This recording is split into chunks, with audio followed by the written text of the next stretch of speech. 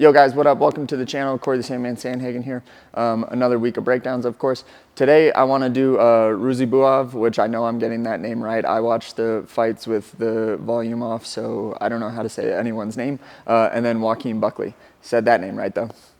I thought that this one was obviously one that you guys might be super interested in just because Ruziboev had 7 inches on Buckley. I know that a lot of you guys ask how to fight taller guys. If you are taller, how to fight. This is a really good example of one. Let's get into the breakdown. Like, subscribe, peace.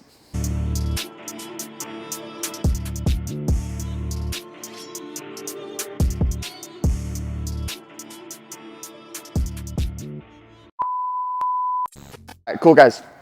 I'm going to butcher this name 1,000 times, but Ruziboev, no idea if that's how you say it. Usually I watch the fights with the volume off, so Ruziboev it is, okay? Fighting Buckley, okay? I really like Buckley. I think he's like a really funny guy. I met him a couple times too, really nice guy, but doesn't mean Ruziboev isn't, but Buckley definitely has an easier name to say, but okay. I want to talk about this fight mostly because you have like this really long style archetype, okay? I think that Ruziboev did a really good job using this style in the most efficient way, okay? Buckley, obviously being on the very other end of things, had his hands way up by his face. You almost see kind of like a Tyson type of movement thing to him, which I really dug because that was kind of a new thing that we haven't really seen too much from Buckley. But Ruziboev, let's talk about first. Really long, dude's 6'5", that's crazy. Keeps his right hand out and his left hand really long, okay? He was being here and he was waiting for Buckley to come in, and anytime Buckley would come in, he had like 7 inches reach, or not reach, but inches like height on him, which not only matters for arms, but Buckley has like to punch up, which just adds more inches to try to get to a person. But Ruziboev did actually a really solid job here.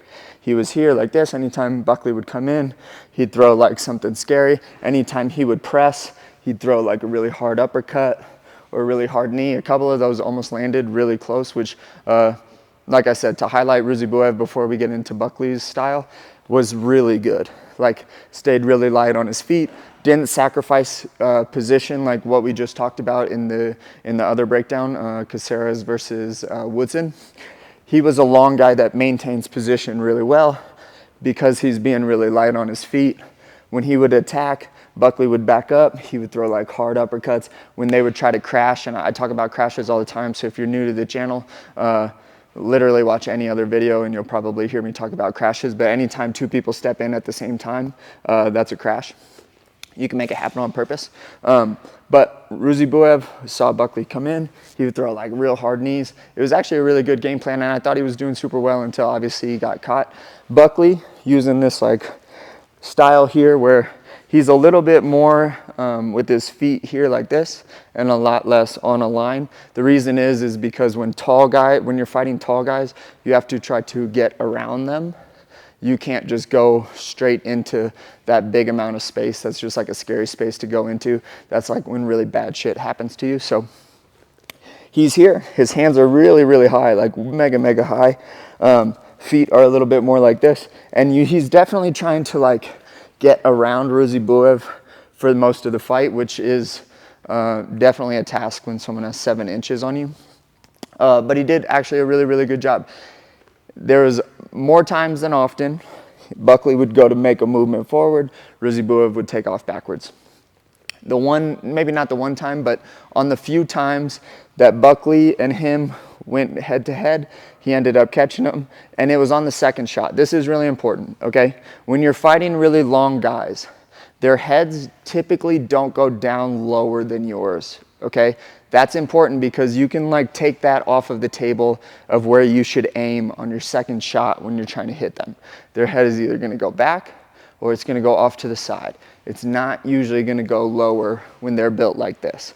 Buckley did a really good job of crashing with him a little bit through a right hand.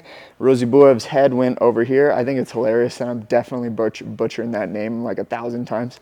But Ruziboev's head goes over here.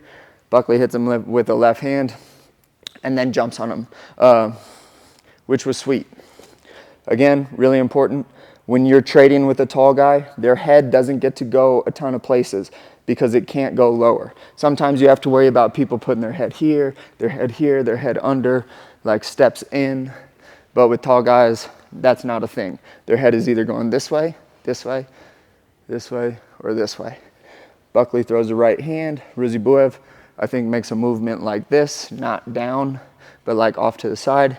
Gets hit with a really good left hook. When you get hit, you don't really want to be like out of position like this either.